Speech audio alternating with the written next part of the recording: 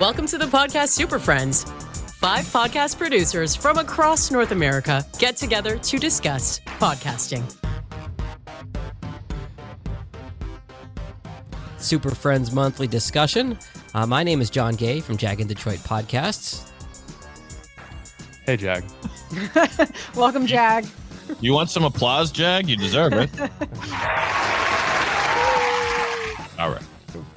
As we continue to mess around as we get started here, we'll do a quick around the room and have everybody do a quick introduction of themselves. Catherine, if you'd like to go next. Oh, thank you, Jag. My name is Catherine O'Brien. I am a podcast producer based in Baton Rouge, Louisiana. My company is called Branch Out Programs, and I'm so glad to be here with my super friends. Johnny? Hi, I am Johnny Podcast coming to you from Fort Worth, Texas. I'm also a podcast producer, and I love podcasts. David? I love Johnny, but who doesn't? I'm David Yaz at pod617.com, podcast producer in the Boston area, and delighted to be alongside my fellow superheroes, super friends. We kind of picked up this podcast Super Friends moniker amongst the 5 of us. A little background on the group of us. We all met at Podcast Movement through each other, and we meet once a month to talk about all issues related to podcasts and podcast production. We're going to feature today Matt Kundle of the Sound Off Podcast Network up in Winnipeg because Matt has just reached 300 episodes of his podcast, the Sound Off Podcast. Congratulations to Matt. And we invited our clients, our friends, anybody who wants to check this out because it can be hard to keep going with your podcast. We run into plateaus, we run into obstacles, we run into just pod fade and all these different things working against us. And Matt has stuck it out to get to 300 episodes, which is no easy feat. So Matt, welcome. Tell us about yourself, your company, and the Sound Off Podcast. Started back in 2016, and I guess I was a radio refugee, as it were, and got let go in 2014 and really spent a fair amount of time wondering, well, what's going to happen next? And it turns out it wasn't going to be radio consulting. That's quite the slog. And as time went by, I mean, I had a voiceover business as it was, but then podcasting kind of struck me in the face. I said, well, I'll go check out what this podcast thing's all about in Chicago in 2016. And I said, wow, that's quite interesting what's going on. There's a lot of microphones, a lot of content being created. I think one thing I was aware of after leaving radio was that there was a lot of audio being created. I could see it in the voiceover work. I could see it with microphones and building the studios, but I couldn't really figure out where all the action was. But it turned out that there was an awful lot of action happening in podcasting, especially in Chicago. And there was just a handful of radio people back then. And just went there and I said, there's really something to this. And I had shown up with a few episodes done. I thought it was important that I go to the podcast conference with a podcast somewhat underway. And everybody does sort of show up with varying stages. I'm thinking of starting one, or I have started one, or I've been doing it for a long while. I was about 3 or 4 episodes in and just started to, accumulate and learn things. And the Sound Off Podcast was underway. I didn't know what I wanted to do a podcast about at first, but it turns out the only thing I knew was radio. So that's, I could only really speak to that. There was a couple of other radio podcasts out there. Larry Gifford, a longtime talk programmer. He now works in California. He's now moved up to Vancouver and works for Chorus Radio up there doing it. But he had a great podcast, the Radio Stuff podcast. And, I didn't feel like I was going to tread on anything if I started it. And it was just really going to be, conversations, and we'll see where it goes, so right. Let's throw some crud on it and get it underway. And so off we went. And the first episode was took me 8 hours to do, and it was 11 minutes long.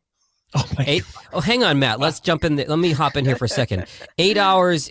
How did that break down? Was that editing? Was that prep? Was that promotion? How did that 8 hours break down roughly? It was editing and working with a single piece of audio and just getting it published. And about 6 of it was me not really knowing how to do it. I really didn't spend a lot of time editing audio when I was in radio because I was a program director. Sure. So, I cut tape back in the day. Razor blades and splicing and all that stuff. But digital audio and getting into that was a little bit scary at first, but I had a little bit of practice on it and began to go forward with it. But by the time I got to episode 4, I realized I wasn't very good at it. And I hired somebody who was really good at it. And we've been working together ever since. I find I'm that. so, Go ahead. good. I was gonna say I'm surprised it only took 8 hours. I know that feeling of just not wanting to hit publish and not knowing exactly what's going on. So 8 hours I think is just even a success to get that 11-minute episode out. And Matt, you're not is ununique a word? You're not a non-unique case in this kind of movement. Jag can attest to this sort of movement from radio into the podcasting world. And you've sort of established yourself as this liaison for, drifting ex-radio people into the world of podcasting. Do you want to touch on that a little bit? Yeah, I think it was actually may have been the week before Podcast Movement. I went to the Conclave in Minneapolis, which is a radio get together of sorts. It's quite nice where, longtime broadcasters meet young broadcasters, and it's really a good feel-good place to go. And I thought, how do I bottle this every week? There's some great conversations. How many people are going to be in the room, and what would you charge for a banner at the front of that room? Because that's really what you should be charging for your podcast. So love that. And I neglected to mention that in my episode 300, that the roots of the show is found in the Conclave. And we haven't done one since 2019. I don't think there's going to be one for the next little while before they get that conference started up again, which is too bad. But I thought, this is really fun. How do I bottle this every week and just have conversations about radio? And I found it was a great place to meet, future guests on the show and bring them on and let them continue the conversation about what was going on at the conference. And yeah, it has been really at the crossroads. I was really looking for the crossroads between broadcast and podcast. And after 6 years, I'm here to say they don't even really intersect a whole lot other than a microphone. Well, let me have you expand on that a little bit, Matt. Analogy that I've heard is they're almost like two cars on the freeway going in their own lanes, and they kind of do their own thing, and it gets a little problematic when one tries to cut the other one off. You know where you heard that, Jag? Me. That's my analogy. That's right, Johnny. You did come up with that. Credit where credit is due. That's funny. I'm a terrible radio person because I did not cite my source. I'm a horrible journalist. But so Johnny once told me that but to that point, Matt, how would you describe the fact that they seem very similar, but in a lot of ways they're not? I think it breaks down to one is live and the other one's on demand. I mean, you watch live television, Super Bowl, Academy Awards, sporting events. And then there's the on-demand stuff like Netflix that you will scroll through for about 8 minutes to find what you want and then listen to it on your own time. So shared experience comes up. I think radio is a shared experience when you listen to it live. And podcasting is an experience that happens to individual people on their own time and leisure. I think there is there is one little wrinkle in between, I think, radio and podcasting, though, is that it comes from the listener perspective. And it's this idea of routine. And it's something that routine for the podcast listeners changed a lot over the last couple of years with the quarantine, the shutdown, and now getting back into real life. I think there's a wrinkle of, if my drive time, my morning commute, I'm going to listen to my favorite radio show every single morning. I've now replaced that with my favorite podcast. I'm still listening to it at the exact same time. There's still that sense of routine that I think plays off each other between podcasting and radio. Yeah, so release your episodes on time. Yeah. Because if it's not there, then and at the same time, okay. Yeah.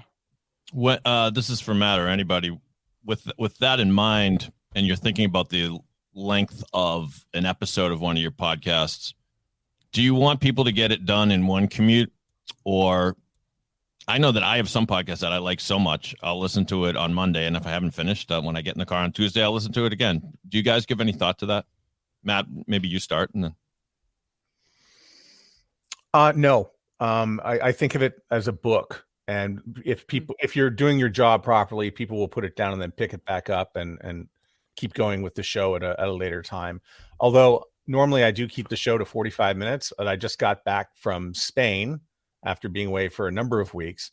And I found when I started again that I did a 75 or a 90-minute episode, it's because I was just so excited to be back behind the microphone. And I think when you go on, especially, Jag will know this from the radio days, is that on Monday you show up with so much material because you've had a great weekend and you can't wait to tell everybody about it. Where you come back from vacation and you blow all the good content out on the first show back. So there was an element of that when I did my latest episode. I agree with Matt with the length of it. I always, when I'm working with clients who they ask this question all the time, and it's a similar version of what you asked, David, is how long should my podcast be? I always give the answer of as long as it takes to get your message across. Each show is individually different, and everyone has a different goal for putting out their podcast. And as long as you get your message across for that episode, whether it takes 30 minutes or 3 hours, then the time is your own. The people that you're making this content for want to hear what you have to say. So if it takes an extra hour to take that in over the course of a couple of days driving to and from work, they're happy to do it because they are engaged with what you're putting out. And I think we all get a feel for how long a podcast should be just simply by the discussion that's going on. In other words, if you've got a guest that is super compelling and you want to keep going, you keep going, which is why when I have a guest on my show, I started out saying, yeah, we'll go about 35, maybe 40 minutes. Then I started saying, we could go anywhere from 15 minutes to 65 minutes or something. What I don't want to say is depending upon how interesting you are. But that's the one of the great freedoms of podcasting is there are no rules. There's no, it's almost like a baseball game. There's no clock. If you want to keep going, you keep going, go into extra innings. Just don't turn into a long, boring baseball game. Well, Catherine, Jag, anything on that?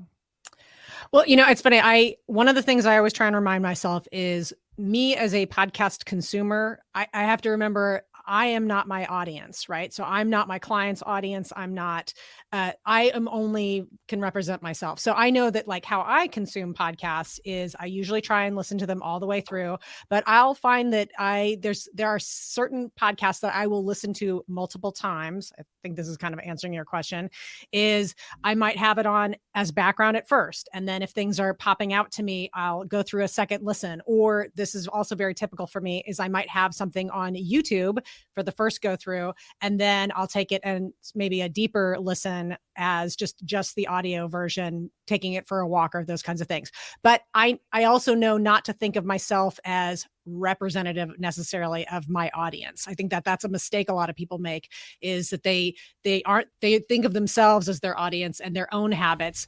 But you really just have to respond to what your clients' podcasts are actually doing and how people outside of yourself are consuming the podcast.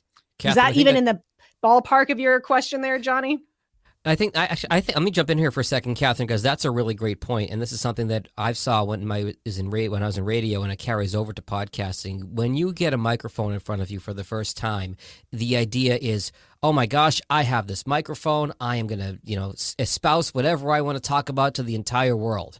As a radio DJ or a podcaster gets a little bit more comfortable and a little bit more seasoned, they realize that it's not about the person hosting. It's about the person on the other side of the speaker. It's about the person who is consuming your content. And if you can turn the mirror around on your audience successfully and make your content about them and not you, the host, that will lead to much greater success, podcasting or in radio. And just to even follow up just one step further is, we all are big fans of Edison Research. So we follow what they put out in their findings every single year. And one of the things that always stands out is the number one place that people listen to podcasts is at home. Okay, well, I typically don't listen at home. I listen in the car. I listen while I'm walking. People listen to podcasts first thing in the morning. The 7 a.m. time frame is the number one time when people are listening. That also does not follow what I'm doing. And there's so many of these different little traits that don't follow what I do, but it's important for, Apple Podcasts. People, that's the number one place that most of my clients, they're getting their downloads from Apple Podcasts. I am not an Apple user. So there's I am removed further and further from what the typical podcast listener is doing. So I can't let my own experience cloud that for what I'm telling my clients and how I'm helping my clients. Mm-hmm. There. I don't mean to derail. I know we're supposed to be focusing on Matt, but Catherine, what you said was super interesting about everyone. The majority of people are listening at home. And right. I know that people like Tom Webster and the people at Edison, they've, at least the last couple of years, they've really been honing in on one facet of the at-home listening, which is they expected the smart home speaker to be a really big catalyst for podcast listening. And it's just not working. And I wonder if that's because there's that, like we talked about with radio and podcasting. Radio is sort of a shared consumption method versus podcasting is really intimate and private. I wonder if it feels weird to listen to a podcast on a home speaker, whereas it's more intimate to have them directly in your ears. David, you got something? Johnny, I was just going to say my Alexa is listening and her feelings are hurt. Alexa is always listening.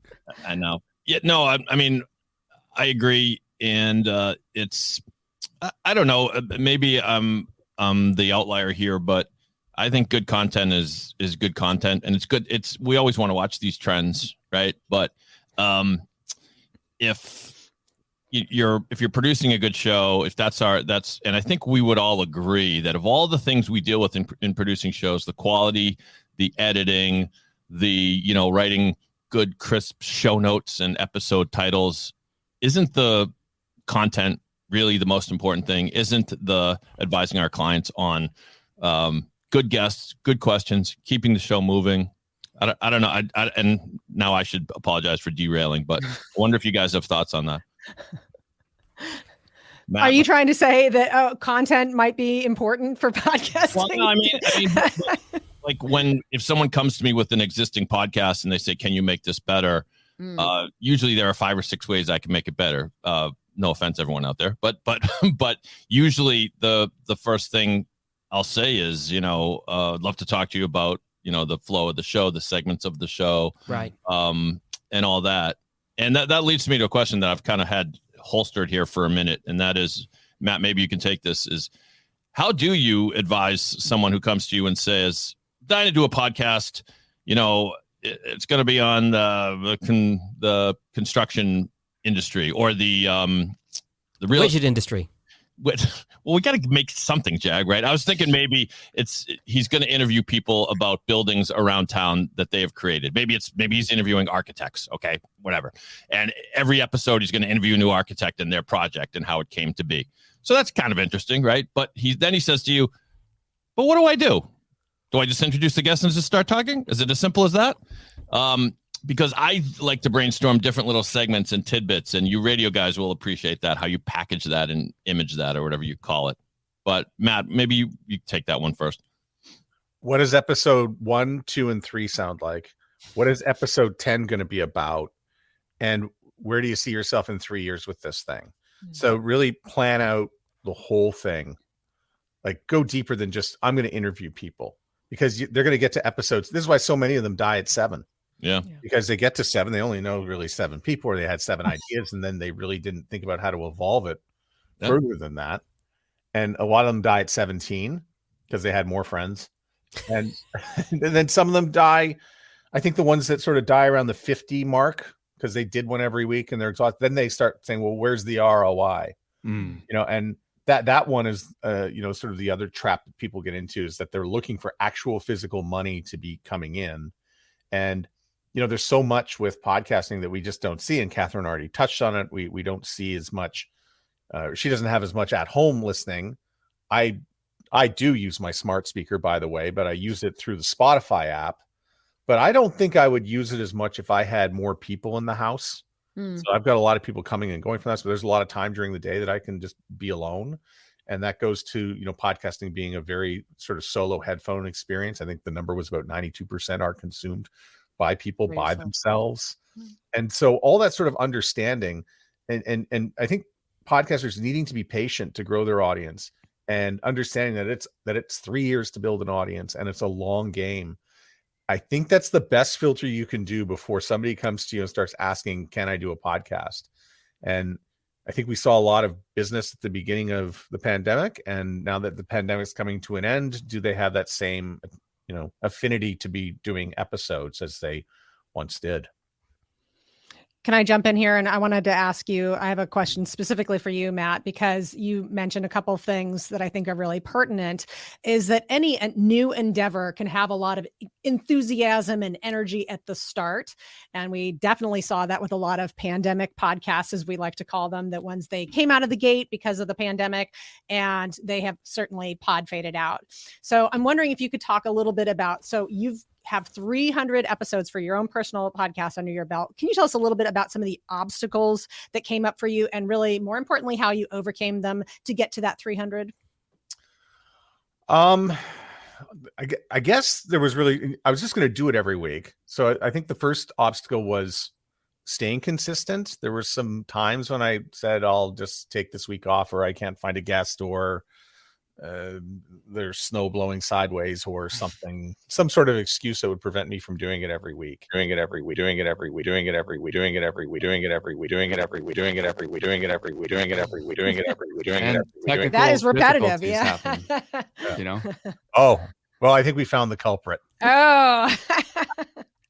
We'll blame David for this. First, he tries to say that we don't care about content, and then he creates. David tries to have so much fun with his roadcaster. Boston gets the boot. That's awesome. We might let him back in, by the way. We'll see. Yeah. I think, there were some other obstacles that came up, but they needed to be identified. So I was using SoundCloud, and I needed Mark Ramsey, who's a radio consultant, but he's also a podcaster and does the Inside Psycho podcast and Inside Star Wars and a few others.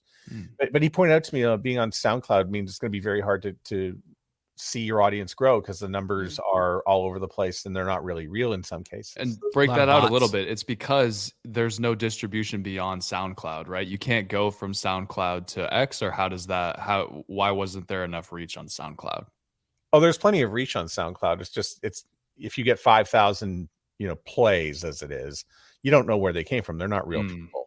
Okay. A lot of them could be bots. Yeah, absolutely. So that's anybody on this call, we would say, if your podcast is on SoundCloud, please take it to a more serious or more created for podcasting type platform and talk to any of the 5 of us about how to do that. Get out of there immediately. Run. Was one of the ways you overcame the consistency obstacle, Matt, of just building it into your routine? You just have to do it for a few weeks to where it just becomes like, okay, it's Thursday, this is when I record my podcast, and it just becomes easier as you do it, because it's now just as common as making breakfast, making coffee, doing your podcast. Yeah. So think of it as having some deadlines. So I have to submit my podcast by Monday at 6:00. Yeah. I like to think that I was still that consistent, but sometimes it's Tuesdays at 6:00 if the right teams are playing on Monday Night Football, something like that. But I think I really picked it up from Aaron Mahnke, who does lore, and he sort of implored podcasters when he's talking about how he does his creative process to release it on time, that he does have people sitting around a campfire waiting for the episode to be, for download. They're waiting and they're counting on you. And that consistency is so important. It was so important in radio that every day at 6:00, somebody shows up for work. You can still do a half-assed job in radio and still wind up in a hall of fame somewhere, because you manage to show up every day at the same time. People really appreciate that, and you become part of their media ecosystem. And so what are you trying to do? Especially if you're doing a weekly podcast, you're trying to create habit. And Tom Webster just wrote about the importance of habit, or he spoke to the importance of habit just recently at a conference, and that you've got to make your podcast part of people's habits in order because if you're not part of a habit, then you could be forgotten or cut from the list. You're actually just one iPhone purchase away from being cut. The joke that I've made about this is the recent research in 2022 shows that heavy weekly podcast listeners consume on average 8 episodes per week. So I now say we've kind of come full circle in terms of social media, and we throw it back to the MySpace days. How do you get into somebody's top 8? You got to break into that list of shows. And Johnny's the young guy in the group. We'll explain MySpace to him later. But the idea is you've got 8 chances to get into somebody's regular rotation, their media rotation. Are you going to be good enough to be one of the top 8 things they listen to? Let me push back a little bit on that, Jag. 1, I have heard of MySpace, but 2, something that I've been toying around in my mind is this concept of sort of limited series. So we look at the success of, I guess, lack of success lately with Netflix, but these streaming services are putting out limited series. It's really hard to get into the top 8. So one hack around that is if you can't commit time-wise, or you just don't feel confident enough to be able to break into somebody's top 8 is consider releasing limited series. So a 6-episode, 8-episode run, really tightly produced, focused around one really niche topic that people can consume on a one-time basis. Maybe your goal isn't to build this massive audience. Maybe it's to push people's attention elsewhere of something else you're doing online. But I think that you can still get into podcasting without having this sort of unbreakable wall in front of you if I have to break into somebody's top 8. I think there's hackarounds around that. I like that. You're talking about a binge instead of habit. Yeah. And it's, very limited. I can listen to these 6 episodes, understand that Johnny made this, and move on to the next thing and still continue with those top 8. But Matt, I do have a question for you as well. So we've talked about your obstacles. You're in a unique situation. A lot of people are doing podcasts as sort of a side gig, whether it's funneling more business or funneling people to their businesses, or they're just doing it as a hobby on the side.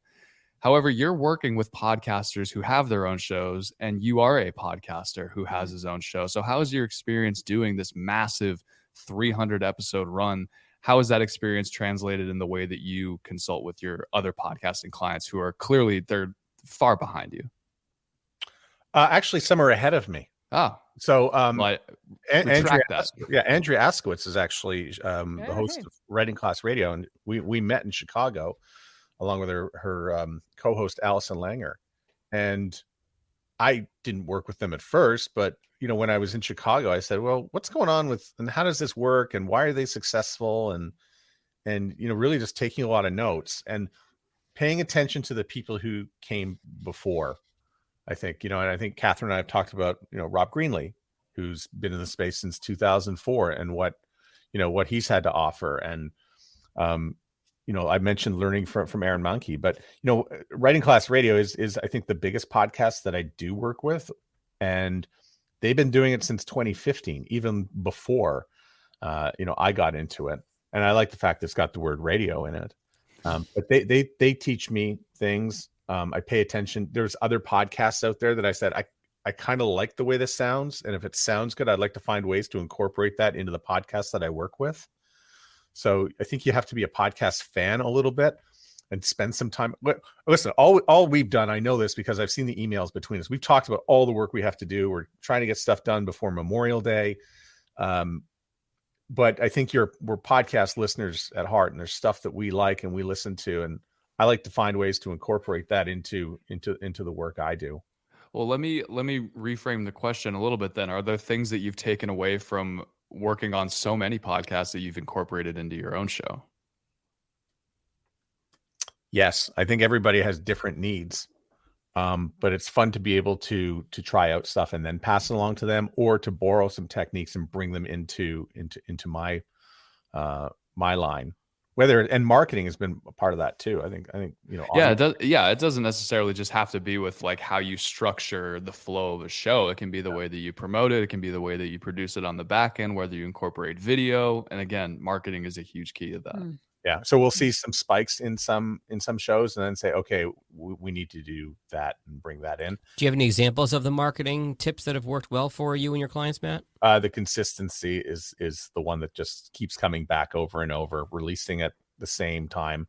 And I know the Writing Class Radio people, I cut it right to the line every week, and they're like, we have to get this out Wednesday at midnight Eastern. And I really play with that sometimes, much to their detriment. I know they hate me for it for a few hours every week.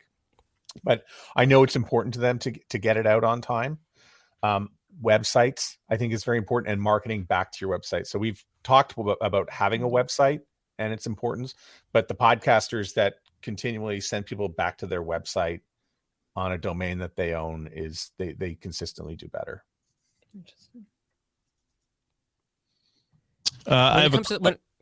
When it comes to the social media, Matt, can you speak a little bit to the checking the box, I'm posting this to my Facebook, my Twitter, my YouTube, my Instagram, versus actually putting thought and crafting the actual posts?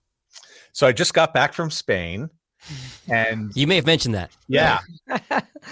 And so, completely different time zones. I'm waking up in the morning. It's like midnight in North America, 11 o'clock midnight, that's not really the time I should be posting. I like to be posting when people in North America are waking up.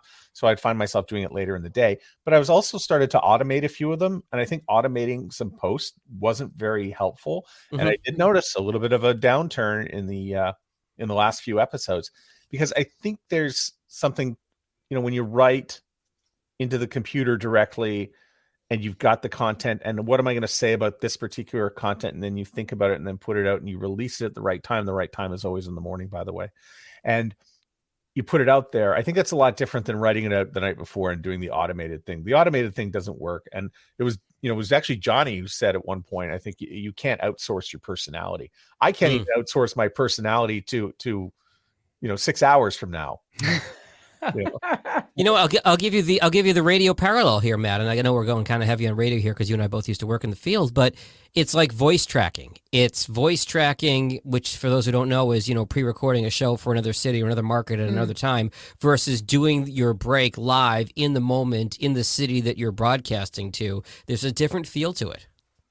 I don't even feel comfortable sitting in Madrid with on an Instagram, just saying, "Hey, brand new podcast episode." As I'm like drinking vermouth and eating tapas, or waltzing through the palace. Did you say you went to Spain?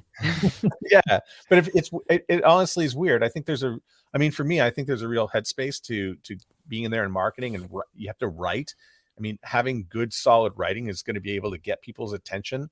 I think you can do audiograms, and audiograms are good, but how are you going to sell people to click and to listen onto that audiogram as well? I will say I'm quite certain there's some people who know exactly what this podcast is all about. Never downloaded a single episode, but they only keep up on the podcast by following the audiograms, whether it's on Twitter. Hey, I never watched Roseanne, but I know all the characters and I know what the show was about.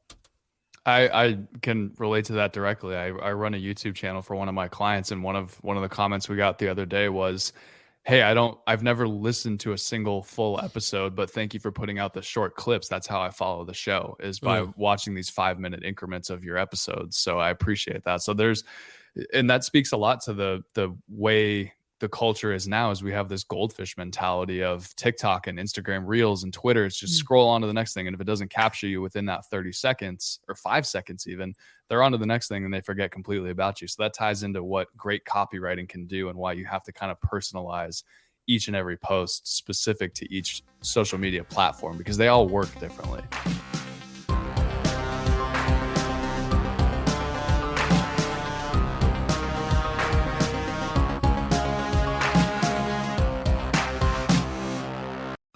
The podcast Super Friends. Matt, I have a question, if you'll entertain. Yes. Do you think about, with 300 episodes, I take it part of the value of podcasts is that library. In other words, someone who's never heard of you might discover you tomorrow and go back and listen to your most recent episode and then listen to episode number 243 and 212 and all that. Do you ever think about that when you're producing a single episode to endeavor to make it evergreen, if you will? In other words, maybe take it easy on the current events because you don't know when someone's going to be listening to this? Yeah. So in that case, because it's radio, we don't spend a lot of time talking about their current job, because that job's likely going to be gone in a few weeks. Or they'll be restructured out. And then what? Then your episode's dead. So yeah, I totally do. I mean, in my mind, I think I want this thing to last about 6 months or 8 months, or it'd be nice for it to last a year. So we don't spend a lot of time talking about the current job. Maybe we'll put that at the end of the show, if at all, in some cases. But really, we want people to talk about their experiences and what they're known for, and some of their accomplishments, and what do they have to share, really, that sort of applies to people who are still working in radio, broadcast, podcast, or voiceover. And with that evergreen model that you have, Matt, what are your thoughts on, because people's schedules are different. A lot of the people that are probably watching this, they're not full-time podcasters. This isn't their job. This is something they're doing on the side, like I keep saying. But what are your thoughts on the process of batch recording, sitting down 1 week and busting out 4 episodes and scheduling those out for the next couple months versus, okay, every single Thursday I need to have something scheduled where I'm going to sit down and record? Okay. So if you're going to Spain, you should do that. Yeah. I'm just glad you switched back to English before we hopped on the live stream, because your Spanish is getting good, but it's just not there yet for a full live stream. I don't often do the batch recording stuff. I try to have about 2 or 3 ready to go. I'm supposed to be launching an episode tomorrow, and right now I've got 0 ready to go just because I got back from a trip, and so they're not. Anyway, the person on Friday canceled as it was, but that's just the way it rolls. So that's why you should have a couple ready to go. But I think 3 or 4 is sort of the magic number. Yeah, to do that. Somebody interviewed me for a podcast, and I said, well, when's this coming out? Well, they said it's coming out in June. I said, well, we're in February. The entire industry is going to change by the time. I don't even think that episode ever got out. Yeah, honestly. So I've never really understood, holding on to content that long. I think there's a sweet spot to getting it out, and I think probably within 10 days is generally nice. And in a situation like you just had with where the Friday guest cancels, what do you recommend for hosts? Should they be scared to sit down solo and have something prepared to go? Should they always have kind of an emergency, hey, I need to rip a solo 30-minute podcast. I can't rely on being able to schedule somebody last minute. What are your thoughts there if you're someone who's doing specifically an interview style podcast? So this is a good time to tell you guys that this is the next episode of the Sound Off podcast. That's what I thought. I was like, I know what's happening. It may also be the next episode of the Jag Show. Darn, yes. I mean, listen, going solo is hard. I personally find it hard. I don't know about you, Jag. If you have like this sort of radio hang up where you might have to write it out, or, how long, what do I have to say? I mean, and I did do a blog recently on transcription. So do I want to talk about transcription by myself for 7 or 8 minutes? Maybe. Scintillating. Yeah. Sounds fascinating. It's actually, I read that blog. It's actually a very good topic. What's interesting is we talk about consistency and consistency being key, but I'll ducktail a little bit from what Matt is talking about here. So my podcast, weekly, The Jag Show, solo, 5 minutes. I have repurposed some content the last several weeks, but I was out of town myself for a couple weeks, and I fell behind. And I fell behind with some client work. I did not get an episode out. So this is kind of a roundabout way to answer Johnny's question. Yes, you should always be putting content out, but we don't live in a perfect world, and sometimes things happen. I have not done a podcasting news episode of my Jag Show in about a month, and I'm disappointed in myself because of that. But at the same time, I did not force myself to do subpar content. I think, there's this, you want to be consistent, but at the same time, if you're going to put out something that's going to harm your brand, or the quality is going to dip, or if somebody listens to that as a first impression of your show and they say, this person's not that great, I would rather take a knee or punt than force content that is not as good as it can be. Yeah, I think consistency is important, and I stress it to all my clients that should my podcast be weekly or bi-monthly or what, and what I usually say is the most important thing is be consistent and have a plan. And yet then personally with the Boston podcast, I break that rule all the time. And if we're honest with ourselves, I think we'd say that consistency is important, but possibly not the most important thing. If you have subscribers to your show, they will keep that feed alive, and they'll Jag. It's not like people are going to unfollow you just because you didn't put out an episode, a few weeks. And our podcasts have different purposes. You're still building the library, even if you're not being consistent. But and I think that podcast consumers' tastes have changed too. I think that some of the bigger podcasts that were limited series or do seasonal shows kind of paved the way for some of our clients, where that is just the podcast listener has been conditioned to that some shows are just not weekly, or they're not bi-weekly. They have their own schedule. So I think there's something to say there. I do have a question. Has anybody been on a really good trip recently? Well, spoiler alert, Jag was actually in Spain with Matt. It's interesting you say that, David, because I just had a conversation with one of my clients who I recorded with this morning, and they were trying to do something weekly, and they work in high pressure jobs, and it's just impossible for them to get great guests every single week and get everyone's schedule to align. And like Jag said, life happens, things happen, and ultimately I think the consistency is critical, but quality over quantity is something that I've been pushing a lot lately. So we moved to a monthly release format where I told them, I was like, hey, if we do this monthly, you have to get A+ guests every single month. Yeah. You can't, you can't, you can either do weekly C+ guests and then an occasional A+ guest sprinkled in there, but you can't do monthly C+ guests. They have to be really high quality guests if you're going to go in a monthly format, because if that's all people are going to see from you once a month is kind of a crappy podcast guest or quality of show, they're going to drop off so much easier. But it's easy to keep them if you're only requiring an hour out of their month, and it's going to be a fantastic hour where they're going to learn a lot and be really entertained. Something I remember one of my radio mentors teaching me is when I was doing nights up in Burlington, Vermont, was the longer the joke, the better the punchline has to be. It's all about the payoff. If you're going to bring somebody along a long way, there better be a fall on the floor laughing punchline there. So the same thing here in terms of payoff. If you are asking a commitment of a listener for a time period, length, the quantity of the episode, the more you're asking of your listener, it's like a business transaction, the more you've got to give them in return, I feel. Yeah, it's really true. I got it, Jag. The aristocrats. I have a question, Matt, and for anyone who wants to chime in, of course.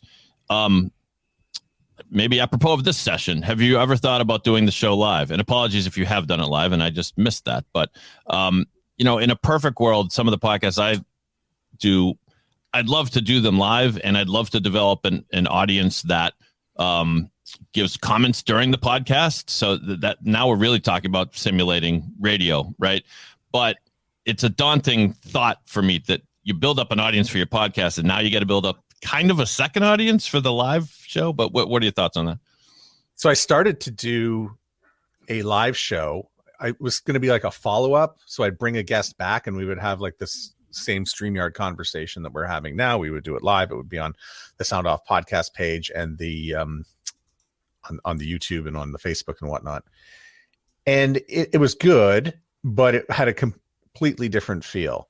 Mm-hmm. And so I thought, if I'm going to do this, I thought, well, I'll just release the episode as a bonus, or I'll put it out for a limited time and then send people back to I didn't really feel it had the same consistency as the other stories that are fairly highly produced. And then I started to play with, I'm going to record it.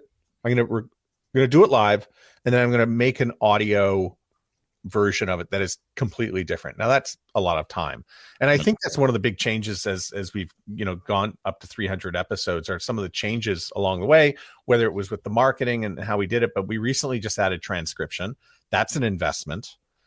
Big money and time, especially. Oh, you're telling me. I don't even know. I only did it because James Cridlin told me to do it. And Rob Greenlee. I think I think everybody speaks to the importance of a transcript. But I've started to do it, and it does take a little bit of time to go through, but I think people do expect it, and it will be some form of podcast standard. And again, it's probably, is it to my benefit or not? I don't know, but I can't really tell you unless I do it. So I will do it. But it was different doing it live. And then what do I do with the audio afterwards, and how do I work it into the RSS, the podcast audio stream? So I've kind of played with it, and I've put episodes up for a little bit and then taken them down. I've left a few of them in there, but okay, we're going to, look who's chiming in, and that doesn't really do much for an audio listener.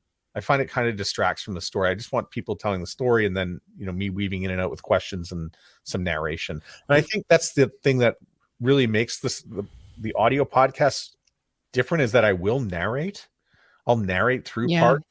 And that part was taken from Slate, which is now, which eventually became Megaphone. Panoply was the company.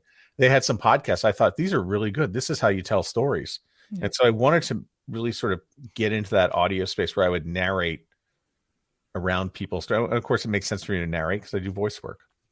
I think let's go back to what we were talking about at the beginning about radio versus podcasting, Matt, where we're talking about, that live feel of radio versus the on-demand feel of a podcast. And you've got to catch somebody full disclosure, the five of us have had conversations about when we should do this stream. Should we do it at night? Should we do it in the afternoon? When should we do it? When can we get the biggest audience?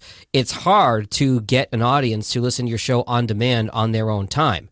but it's even harder to get them to listen at a specific time that you are setting. So I think there is an advantage to doing stuff live once in a while, but I like the on-demand model much better. I did have a complaint, by the way, about the last session, because this person emailed me and said, when are you going live with this thing with your podcast friends? And I said, well, I didn't respond because I was busy setting it up. But then I responded, oh, you can find it here. And no, I wanted to watch it live. Yeah. It depends on the type of content you're doing too. Like this is sort of a roundtable discussion where we're not a ton of this is super planned. We're all kind of just adding on to it as we go, versus what you're doing with your show, Mac. A live model doesn't necessarily work because it's a conversation with a lot of narration added on top of it, where you're sort of crafting a story. I think the live aspect works in a lot of cases where there's a lot of interaction with, like how this model is doing. If people are commenting and asking questions, we can just add them on the fly, versus you sort of have your set schedule of what you're looking to do with this one guest, and adding in live commentary from the audience doesn't necessarily fit. Well, and I think that too, we would love to take questions from people who are watching this, right? Yeah. So that's, and this, to me, this points to the fact that like podcasting is its own thing. This is one of my favorite dead horses to beat, is that podcasting is its own thing. So we can really just focusing on all the things that make podcasting great. Live streaming is a different thing. Mm-hmm. This is what we're doing right now, is not a podcast. So there is a culture and a style and a feel to live streaming that is not podcasting. We're trying to right now emphasize the things that a live stream does. In our shows for our clients and for ourselves, that is where we can really put on the podcast sort of shine. Well, then let's tie it back into podcasting then, Matt. One of the biggest differences between live streaming something versus a, on-demand podcast is the editing side of it. And it's a very daunting approach for a lot of hobbyist podcasters, a lot of people that produce their own show.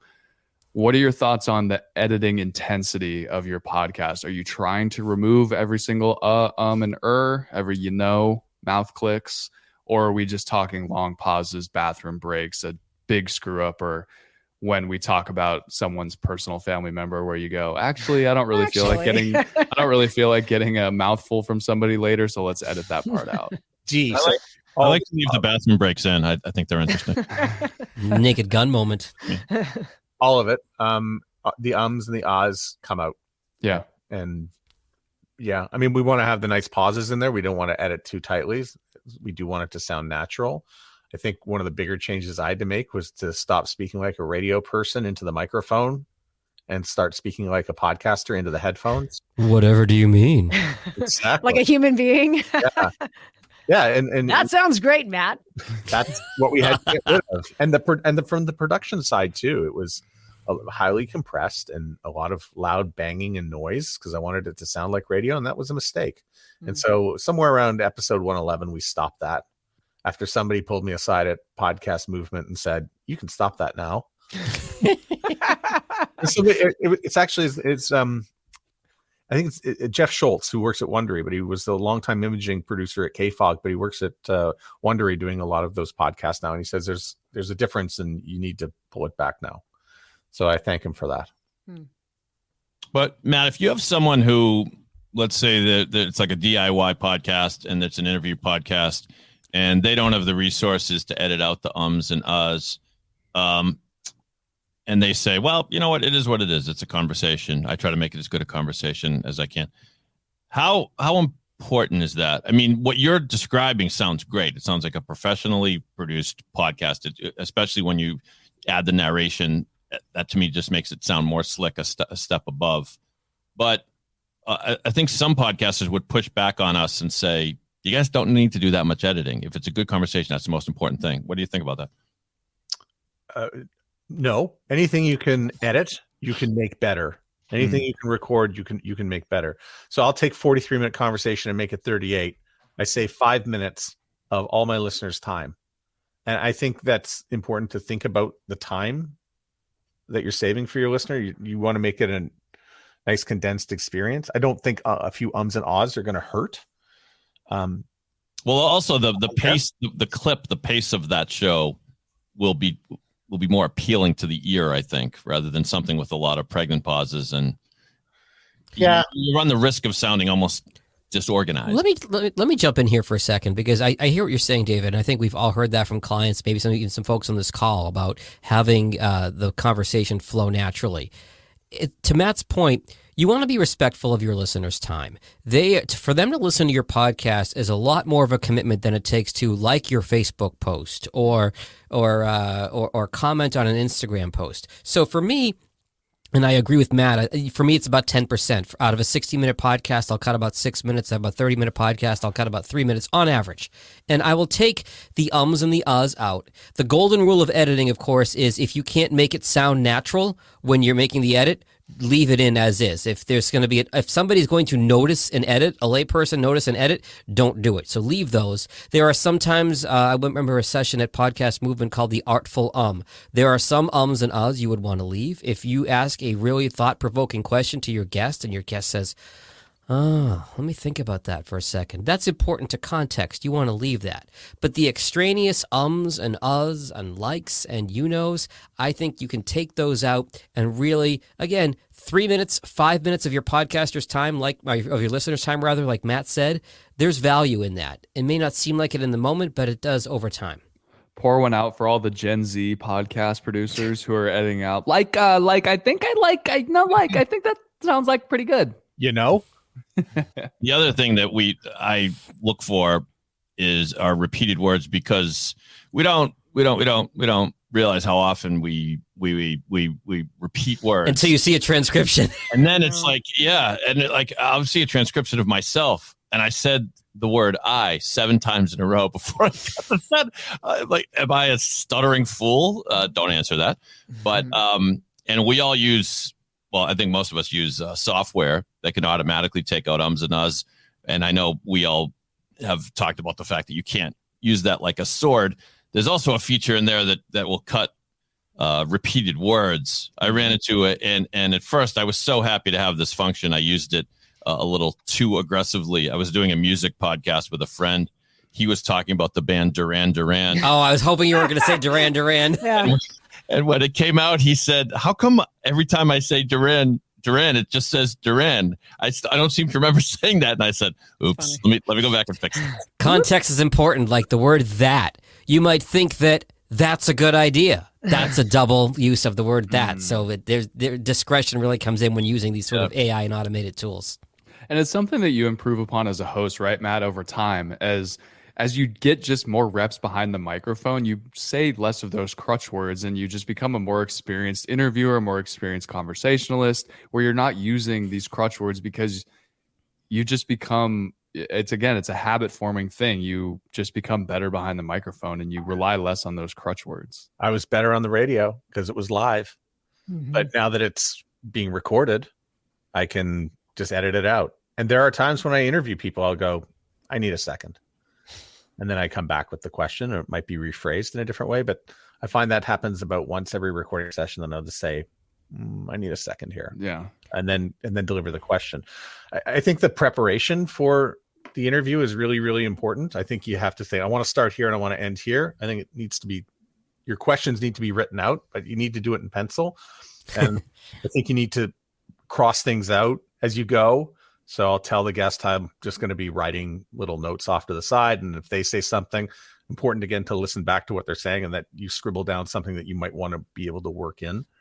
So I think a lot of people don't understand that about interviews. And I'm very lucky to have interviewed just about everybody on rock radio at one time or another, Mick Jagger included, but no Beatles. that you show up prepared for an interview with your 5 questions that you're going to get and be ready to go. So I came very well equipped to doing interviews. And so, not that there's any New York Giants fans on this, but Bill Parcells, I think he said it was 50% preparation, 50% execution. And that's what goes into an interview. A good point, too. I believe it was Terry Gross who mentioned this at Podcast Movement a few years ago in Philadelphia. Matt's nodding because he knows where I'm going with this. She said, I believe she was interviewing Hillary Clinton when she was running for president, and her mind just wandered, because we've all done this as interview hosts. Oh, okay, what do I got to put on my grocery list? What am I going to make for dinner? When do I got to start dinner tonight? And Hillary Clinton said something. I don't remember exactly what it was, maybe Matt will, but it was very, very compelling and unexpected. And so she was kind of going on, and then she stopped mid-interview and said, I'm sorry.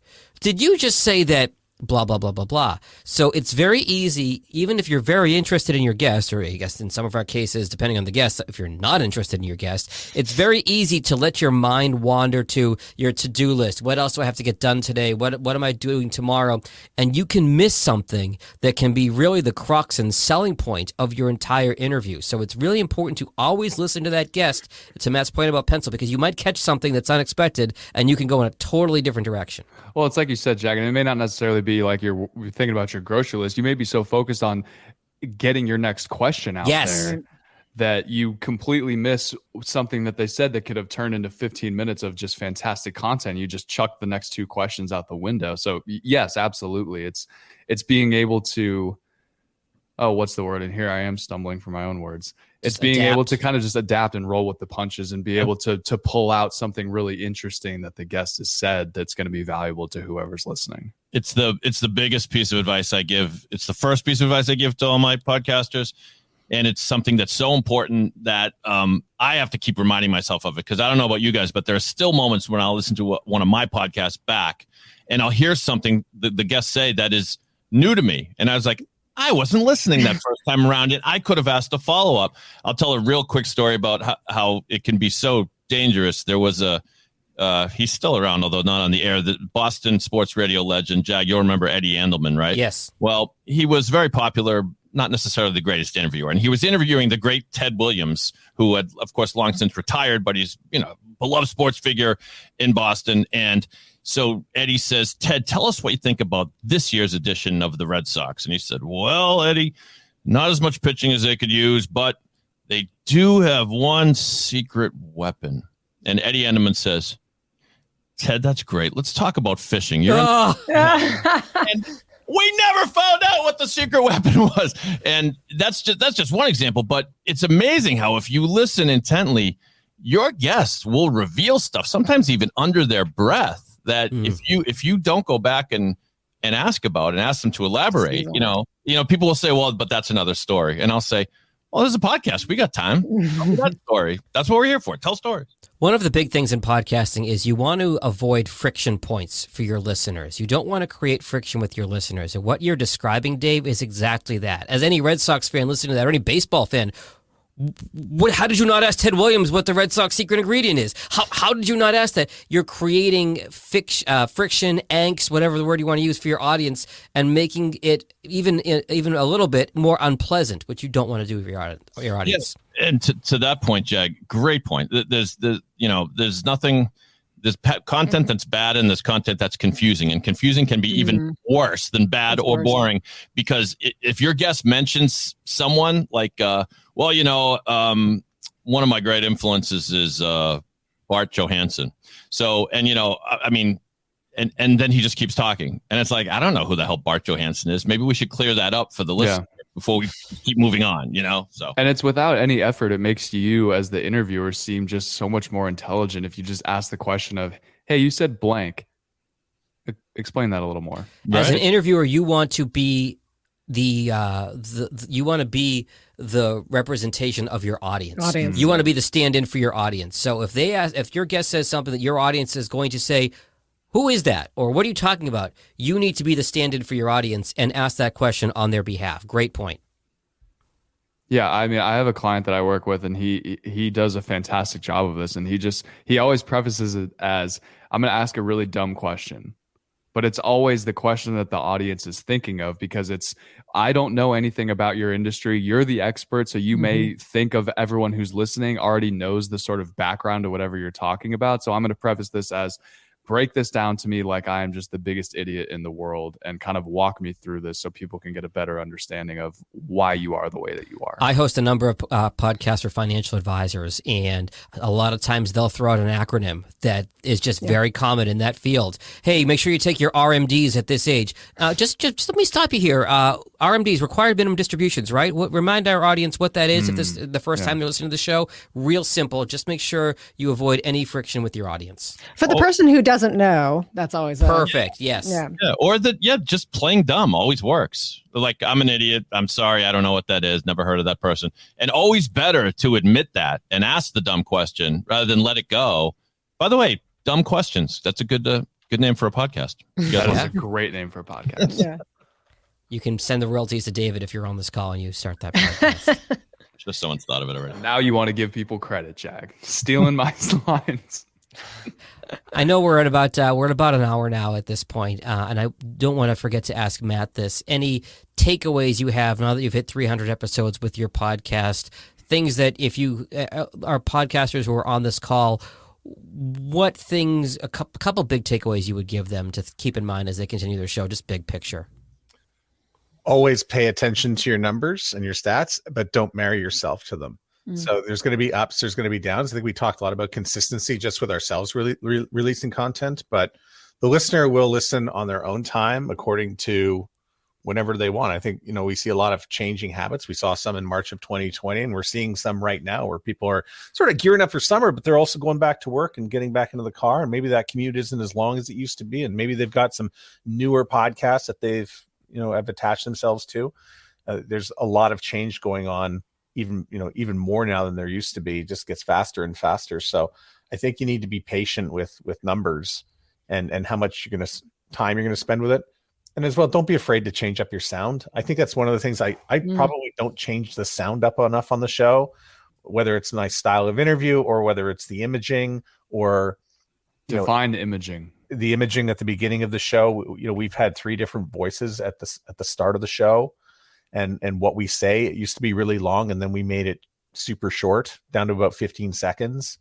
And where we take our breaks for a mid-roll to have some sponsorship mentions, I think I'm always looking for new and better ways to do that. But sometimes you just have to try it.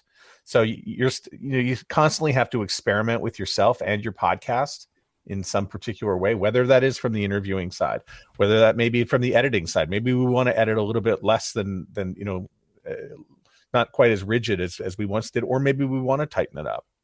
I think you constantly need to be thinking about making, evolving your sound in a particular way and what that really is going to mean. Because if episode 2 sounds the same as episode 200, You're in trouble. Yeah, you may not be growing.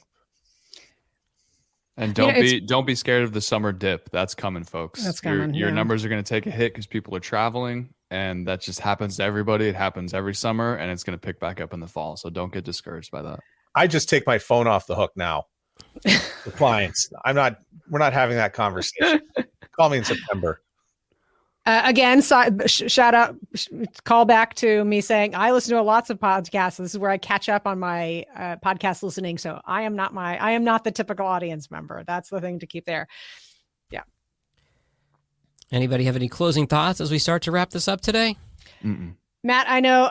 Congratulations on 300. That is a huge milestone. And I think that it's not to be just taken for granted that is a huge thing to reach. So good job. I know that you do such a great job for all of your clients. And I'm sure that reaching this milestone is just going to have an even more positive impact for your clients. So congratulations all around. Matt Kundle. Thank you. Thank you very much. That was very sweet, Catherine. Do we want to go... When David's done playing with his buttons, do we want to go around the room and give a quick one-line plug for ourselves as we wrap up here? Do it. Matt, go. I'm Matt Kundle, host of the Sound Off Podcast and the CEO of the Sound Off Podcast Network.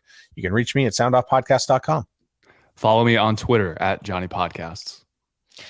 I have also been to Spain. It's just been several years. You can follow me on Twitter and Instagram at Hello Catherine O. And I'm Catherine O'Brien. Thanks. Never been to Spain. I'm happy here, right in Boston. Pod617.com is where you go if you want your own podcast and check out. Fucking A, right, brother. We want curse-free, Johnny. I know we can fucking swear on StreamYard. I would have done it before. Yeah. And as if I could even follow that, I'm John Gay from Jag in Detroit Podcast. You can find me at jagindetroit.com. Thanks for being here, everyone. Thanks for listening to the podcast Super Friends. For a transcript of the show or to connect with the Super Friends, go to the show notes of this episode or go to soundoff.network. Produced and distributed by the Sound Off Media Company.